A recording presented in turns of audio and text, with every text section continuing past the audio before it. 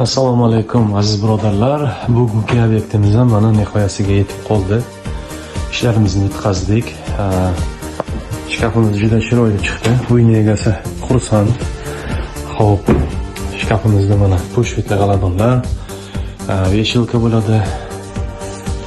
Bunisi esa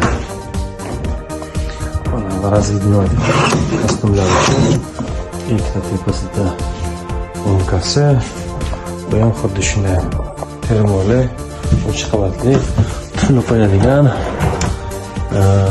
Xullas, shkafimizni obzori erkaklar, ayollar uchun, ya'ni er xotin uchun o'rtasidan taqsimlangan erkak va ayol uchun bo'lyapti.